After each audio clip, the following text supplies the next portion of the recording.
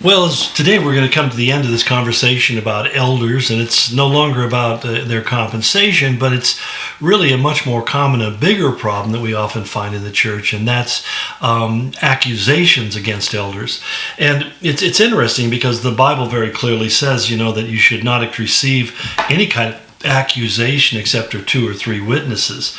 Now, what do we mean by accusations? Basically, in the context, he's saying that somebody is accusing a leader of being guilty of some kind of sin, something that's pretty overt. And, on one sense that, if people want to accuse me of being guilty of sin, I can give them a list of my own making that can fill out a whole book. Obviously all of us are fallen creatures and we have failings. But say somebody's being accused of embezzlement, they're being accused of lying, they're accused of theft, they're accused of sexual immorality, we're talking about things that are part of those major disqualifying issues. If a pastor punches somebody out because he's angry with him, that's clearly a sin. But it says you shouldn't really indict somebody for something just because somebody said it. And yet we live, as I talked about earlier, about when Paul warned about widows being gossips and meddlers and involved in all these things. Well, unfortunately, those kind of behaviors are not limited to widows. In fact, it's something that people in every level of society engage in, every age group, every demographic. But it's interesting that we live in an age that kind of operates almost on the rumor circuit. And what I'm talking about is really a lot of the television stuff that we see, especially what's put out there as being news. I was just reading an article a day about a whole Netflix documentary about a guy who was convicted of murder, and they built a whole documentary around how this guy was framed by the police and he possibly could be innocent and so forth. And yet another investigative reporter has just released another document showing that basically they hid a lot of the evidence just so they could make this idea that they knew it would be more interesting to think that this guy might be innocent than if they were just simply bring out the plain, clear facts that this man was guilty of murdering an innocent person for his own diabolical, twisted reasons. Well, the whole point is that we live in a culture that feeds off this kind of stuff. There's a sensationalism, titillation that we get in the latest breaking news, we're told all the time. And most of the time, the breaking news isn't really that much news, nor is it all that breaking. And it's not something we should necessarily become alert about. And I think we need to really step back and kind of take things with a measured evaluation, especially when we're talking about people in the church, and particularly when you're talking about leadership in the church. I have to tell you, in my over 50 years in pastoral ministry, my 40 years pastoring my current congregation, I've had a lot of accusation leveled against me by people. And the tough part is sometimes I've been accused of things I didn't even get to do. I almost said, this is the most unfair thing. I didn't even get to be guilty of the thing I'm being accused of. And yet, in some people's mind, they hear something like that and they run with it, and they don't have any trouble spreading the news around. And that's part of the problem. You can take a half-truth like the devil did with Eve when he accused God of not being straight up with Eve. He said, God knows that if you eat of this fruit, you'll miss out on the wisdom and the knowledge that could be yours from eating it. And that was only a half-truth. The truth of the matter was that God said if you eat it, you'll die. And the reason you'll eat it is because you'll become sinful, and you'll die is because you're committing sin and you're violating my law, and that will lead to death. And so, they believed the half lie and they ran with it and they paid the consequences. Yeah, I have to be clear, I don't spend time worrying about that and laying up at night because in the end of the day, we all have to stand before God. The only opinion in life that really matters, friends, is the one that God has of you, what he knows to be true. And like Joseph, when he's hated by his brothers and sold into captivity, basically said what they meant for evil, God meant for good. So even when painful things happen like that, we always have to keep in mind that God intends for those things to do a deeper work in us and to teach us deeper things. But again, we're also told don't judge a matter before it's time.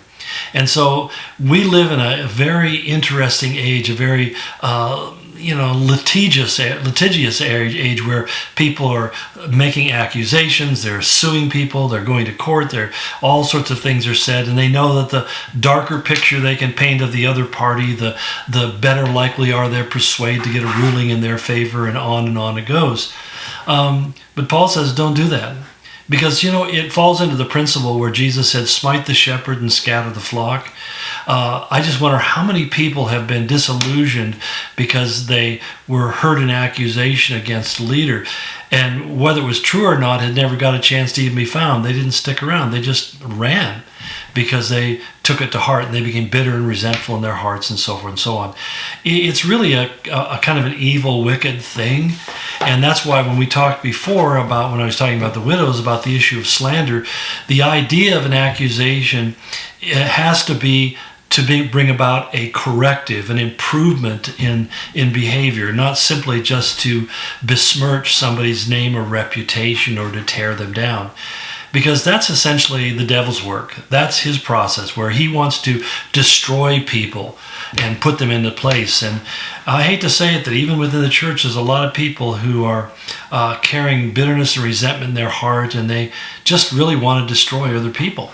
And not just leaders, they just want to destroy other people and people who are in authorities. And we need to understand that unless we have evidence and proof, that we shouldn't really say anything. Now, why does he say 2 or 3 witnesses? Because history has proven that one witness often can be incorrect. One person could see something and draw a conclusion, and it may be completely incorrect conclusion, and it not be the truth. In fact, let me give you an example of a story that I was told was a true story, and at least it illustrates, I think, very well what I'm trying to say. It was about a young pastor and his wife who were part of a ministry, and they were doing really well, and the church was blessed, the senior pastor was blessed, everything was going really well. And one day they were walking through town, and he wanted to make a phone call, and he took a quarter back in the days when he had payphones, and he went up to put the quarter in the payphone, and it slipped out of his hand, rolled across the ground down the sidewalk, and he walked over towards where it had fallen to pick it up. Well, he didn't realize that it had rolled towards the doorway of an X-rated theater, and one of the elders came driving by as he was walking towards the door of the theater to get his coin, and he just drove by and immediately drew the obvious conclusion that he saw this young pastor going into that theater. And before long, everybody in the church started treating them really weird. People wouldn't talk to them. And finally, they were called in before the board of elders and presented with the evidence. And what the evidence was is one man who saw something that he didn't understand, misperceived. But literally, it was so destructive that young couple had to leave the ministry and go someplace else, because there was no way. It's kind of almost like once that cat was out of the bag, they would have spent the rest of their life trying to get it back into the bag. And it was just too devastating for them. And so the ministry, the church, lost people who were having a great impact upon the church. But also, it was a devastating lesson for this young couple. Now, God, who works everything for the good, knew about all of this. He understood the dynamics, and I'm sure that couple grew and matured and became deeper, more faithful followers of Jesus. Hopefully they didn't become embittered and just said, I'm done with ministry, because I've seen that happen. I've seen men just saying, I don't have to take this anymore, and just quit and walk out the door. But it's really important that we understand that we know the facts. And the point is, Paul goes on to say that if they have sinned, then it needs to be rebuked publicly. And what he means that is that we need to have an acknowledgement, this was wrong behavior. This was wrong behavior. But it's interesting. It's not necessarily disqualifying behavior. It just says it was wrong behavior. And that's, I think, what's so sad about our day and age, that we don't have a lot of tolerance of other people's humanity. And every one of us is subject to falling short of the glory of God, and even falling short of what we would like to believe for ourselves. And yet we live in an age that is so quick to discount and cast people off. And it's really pretty tragic, pretty disappointing. But nonetheless, beware of that. When somebody comes to you with a whispering campaign against somebody, especially a person who's in leadership in a church, be very quickly. You know what I do is when they say that, I'd say, is that true, really? Well, I'm going to go ask them myself. And you'd be surprised how many people don't want you to do that. And so I think that if you're wondering, how do I deal with it? If somebody comes up to me and starts whispering and making accusations against something, just say to the person, thank you for sharing with that. I'm going to go right to him or to her and ask them myself if that's actually true. And you'll find right away whether or not they're just passing on a rumor or whether it's something they actually know for a fact. And the question would be then, why are you telling me? Why aren't you talking to them? Anyway, I think you get what I'm saying. Well, it's been a good week, I hope, for you, for me, and we'll pick this up next time. God bless you.